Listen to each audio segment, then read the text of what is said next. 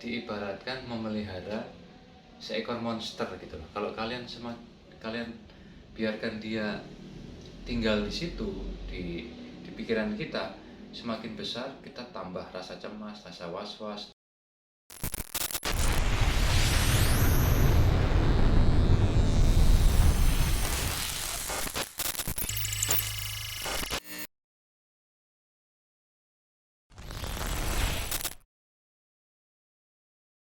Halo sahabatku, sobat NC. Kali ini saya akan membahas tentang hal yang sangat penting yang harus kalian ketahui ya kan. Jadi di sini saya kembali menekankan kepada teman-teman bahwa segala sensasi yang kalian rasakan itu adalah asap ya. Asap di sini kita berkaca kepada satu peribahasa, tidak ada asap kalau tidak ada api ya kan. Jadi di sini kalian jangan hanya fokus kepada asapnya, kalian harus temukan apinya ya kan. Apa sih apinya sebenarnya?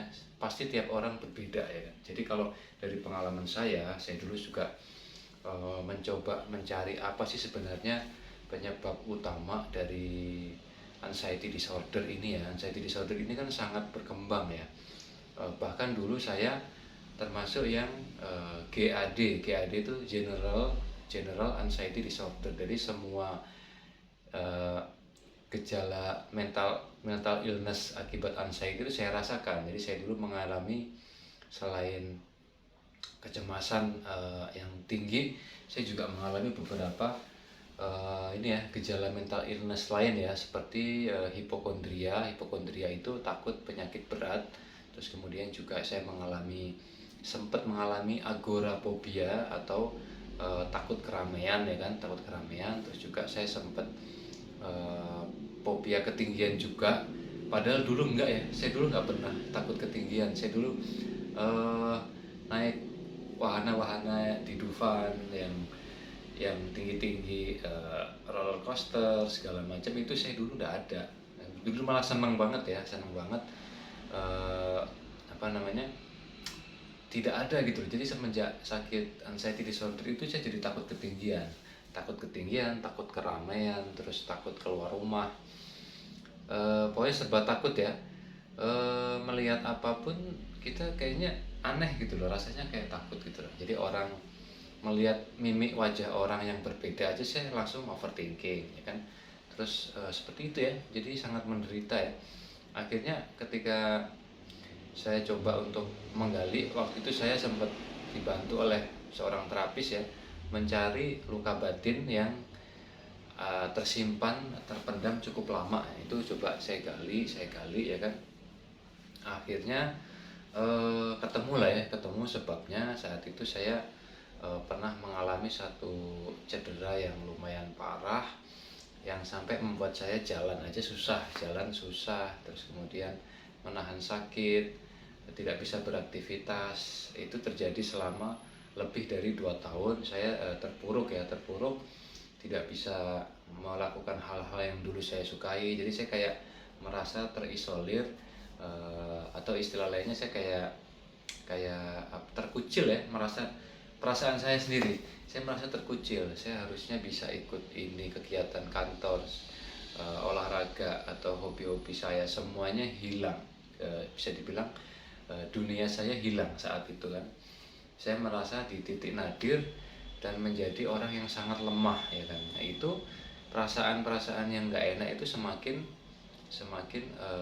memperburuk ya, semakin memperburuk gangguan kecemasan kita. Jadi terus solusinya apa ya? Saya berusaha untuk berdamai dengan masa lalu saya yang pernah merasakan di periode yang sangat terpuruk itu ya.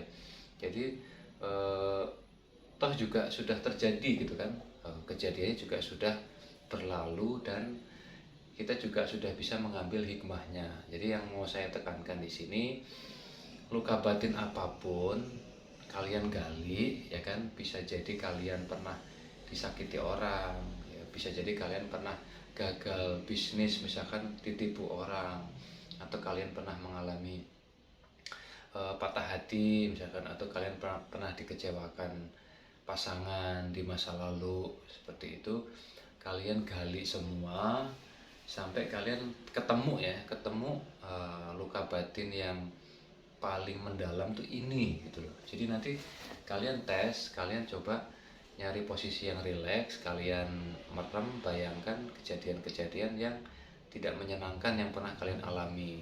Nanti akan ketemu satu atau dua kejadian yang kalian merasakan respon di badan kita tidak menyenangkan. Misalkan kalian dengan mengingat momen itu kalian merasa sesek dada, atau mungkin kalian merasa berat. Biasanya yang sering sih sesek kok rasanya berat gitu. Itu berarti masih ada sampah pikiran di pikiran bawah sadar kalian. Seperti itu ya. Kalian recall memori-memori, ya kan? Ketika menghadirkan respon di badan kita, berarti bisa dipastikan itulah api yang harus kalian padamkan, ya kan? Jadi kalian nanti bisa lanjutkan dengan terapi memaafkan. Kalian tarik nafas, hembuskan perlahan, ucapkan bahwa kalian memaafkan peristiwa itu, atau kalian memaafkan orang-orang itu, atau kalian memaafkan perasaan sakit yang kalian alami itu, atau perasaan sedih, atau perasaan terpuruk, seperti itu ya.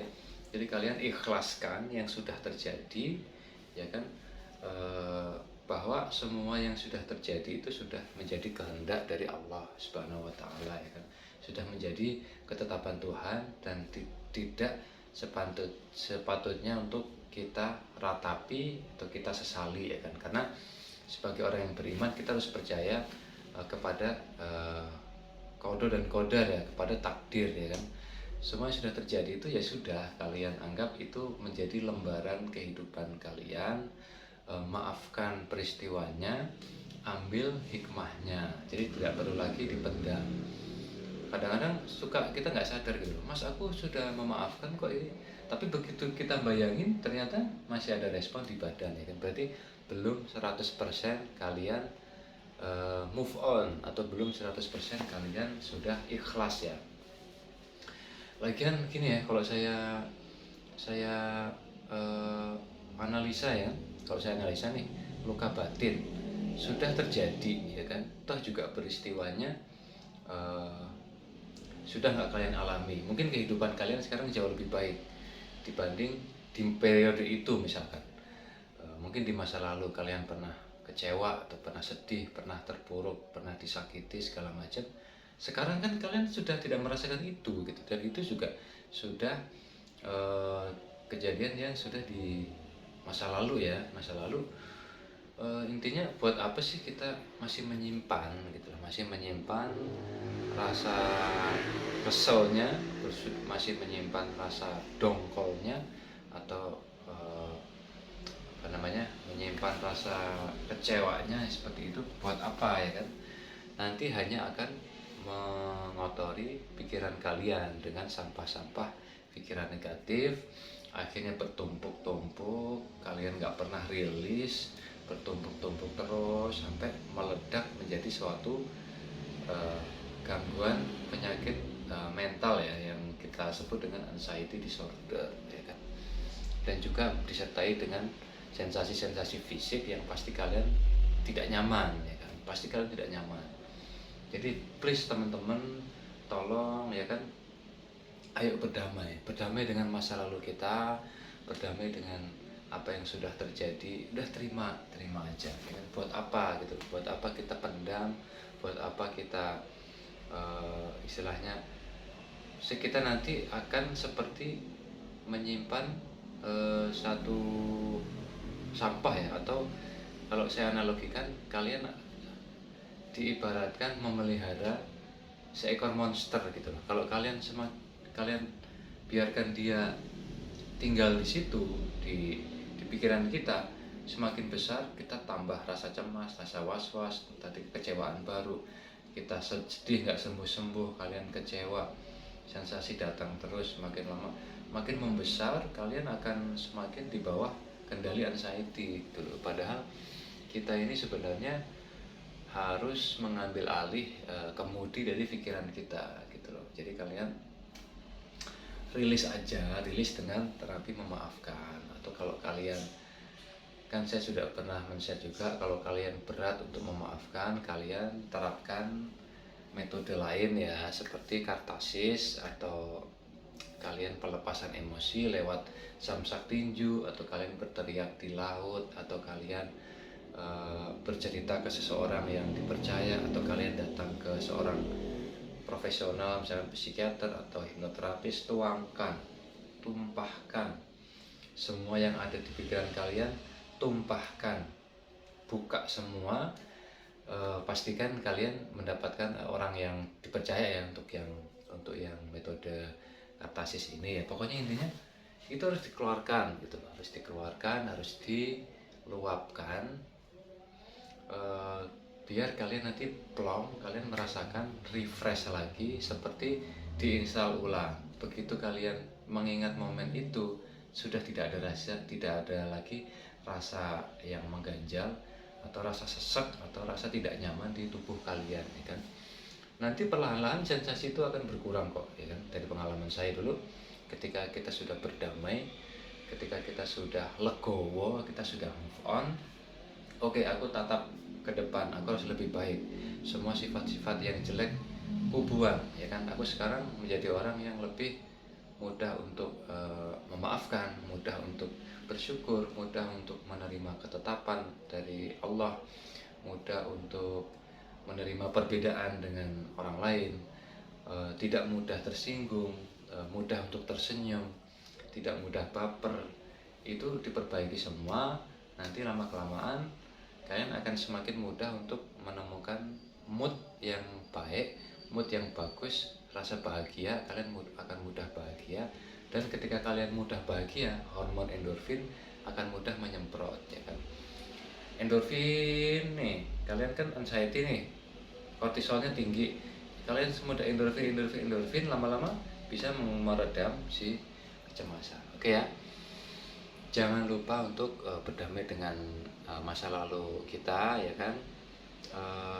Senyum dong, senyum ya. Jangan ditahan-tahan ya, senyum. Syukuri yang bisa kita syukuri hari ini, nikmat yang kita dapatkan. Kalian syukuri hal-hal kecil, bahkan nafas kita harus bersyukur ya, masih diberikan nafas. Oke. Baik-baik buat kalian. Selamat berdamai dengan masa lalunya, selamat menjadi pribadi yang jauh lebih baik. Oke, salam bangkit luar biasa.